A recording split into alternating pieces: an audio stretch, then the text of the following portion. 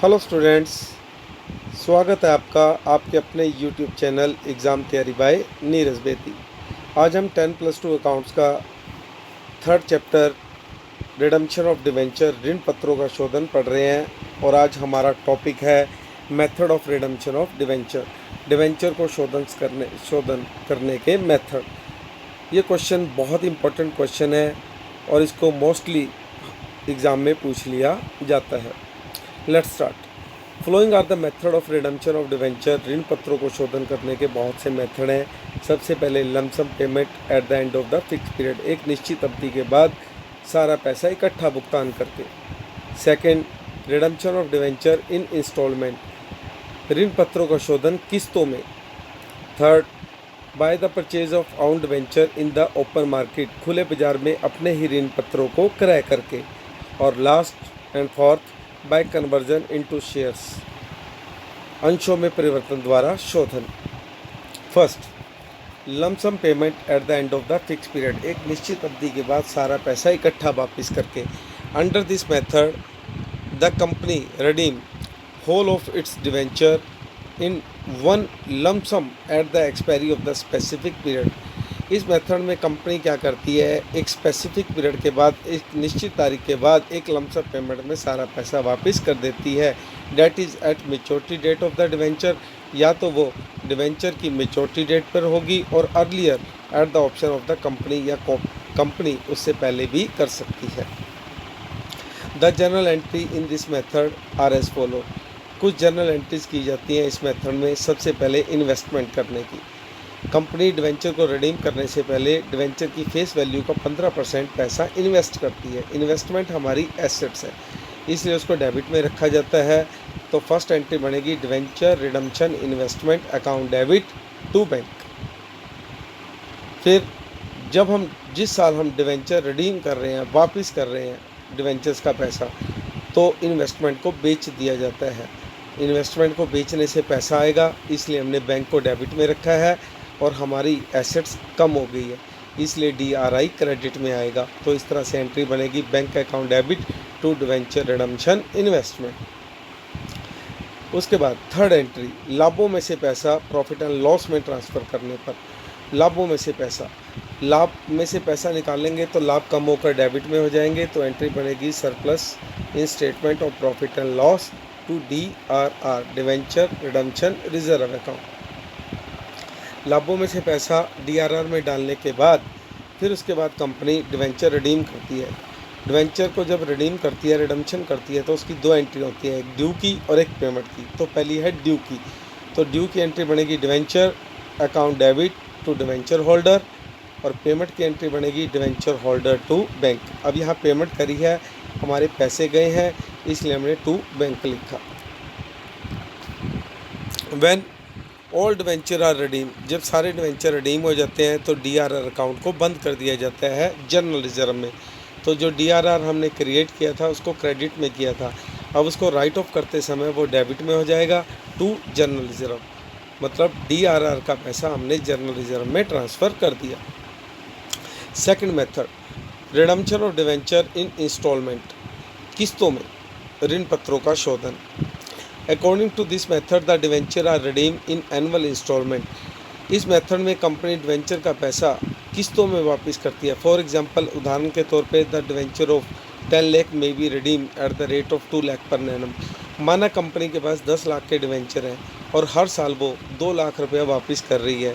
The serial number of debenture which should be redeem each year are selected by lottery. तो 2 लाख रुपए के जो debenture वापस करने हैं उसको लॉटरी विधि द्वारा चुन लिया जाता है। This procedure is known as drawing by lot. इस मेथड को ड्राइंग बाय लॉट के नाम से भी जाना जाता है। Third, redemption of debenture by the purchase of own debenture in the open market, खुले बाजार में अपने ही डिवेंचर को खरीद कर ऋण पत्रों का शोधन करना। According to the Company Act, a company can redeem its debenture by purchasing them in the open market। Company act के अनुसार एक कंपनी ओपन खुले बाजार में अपने स्वयं के डिवेंचर खरीद कर ऋण पत्रों का शोधन कर सकती है। Open market means purchasing on debenture from the stock market. Open market खुले बाजार का अभिप्राय क्या है? एक कंपनी द्वारा अपने खुद के डिवेंचर स्टॉक मार्केट से खरीदना।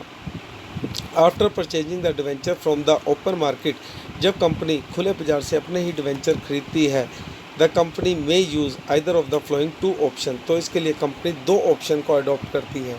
पहली, कंपनी में immediately cancel the debentures of purchase, जैसे ही कंपनी डिवेंचर को खरीदती है उसे तुरंत रद्द भी कर सकती है, कैंसिल भी कर सकती है। Second option, company may not cancel the debenture, कई बार कंपनी डिवेंचर्स को कैंसिल नहीं करती but may keep them alive with a view to issue them in future, उसे फ्यूचर के लिए रख लेती है, दोबारा से उसको इशू करने के लिए। First, when own debenture are purchase for immediately cancel, जब कंपनी अपने डिवेंचर तुरंत कैंसिल करने के लिए खरीदती है।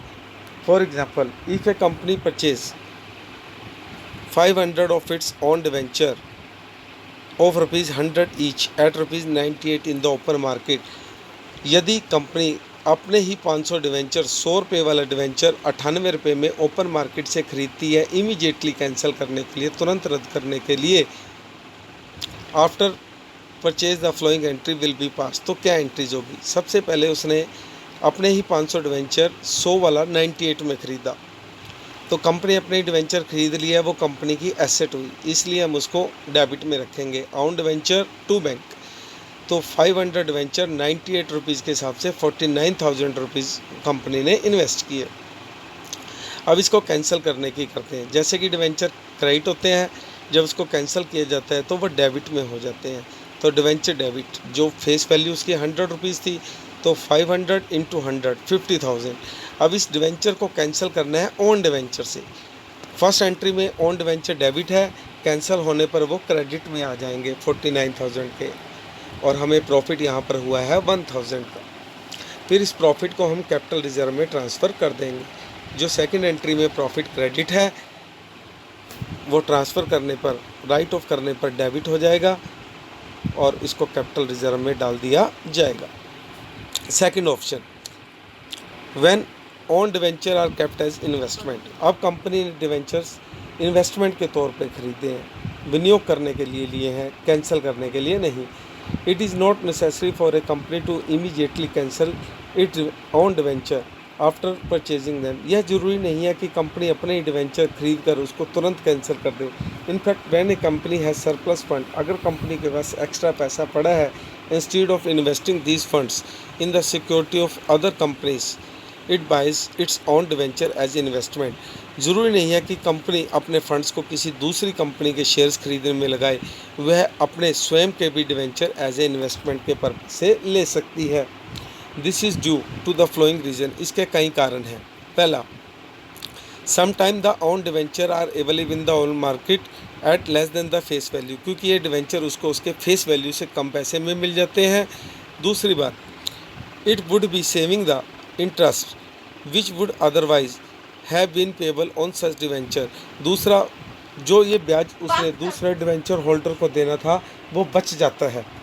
Third, such debenture are kept live, इन डिवेंचरों को रखा जा सकता है and can again be sold off in the market, और उसे दोबारा से रेट बढ़ने पर बेचा जा सकता है। तो इसकी एंट्री बनेगी investment in own debenture to bank. Fourth case और last case, by conversion of shares, अंशों में शोधन, the debenture may be redeem by converting them into equity share as per the term of their issue, अगर issue की शर्तों में ऐसा कुछ कहा गया है तो कंपनी अपने डिवेंचर्स को शेयर्स में भी कन्वर्ट कर सकती है। The companies act profit to be the redemption by debenture, this implies that the debenture will be redeemed by convertibility only if they were issued as such, वो convert तभी कर सकती है जब इशू की शर्तों में ऐसा कहा गया है, and no cash outflow will take place, इसके लिए कोई भी कैश बाहर नहीं जाता कंपनी से, and hence there is no requirement of creating DRR, और ना ही इसके लिए हमें कोई डिवेंचर रिडम्पशन रिजर्व बनाने की ज़रूरत है। Whenever the company are redeem by conversion, जब कंपनी परिवर्तन द्वारा शोधन करती है, the debenture holder have to apply for the same, इसके लिए कुछ एंट्री की जाएंगी, जैसे डिवेंचर टू डिवेंचर होल्डर, और second debenture holder to share capital, यहाँ पर बैंक की जगह शेयर कैपिटल आएगा। Thanks to everyone.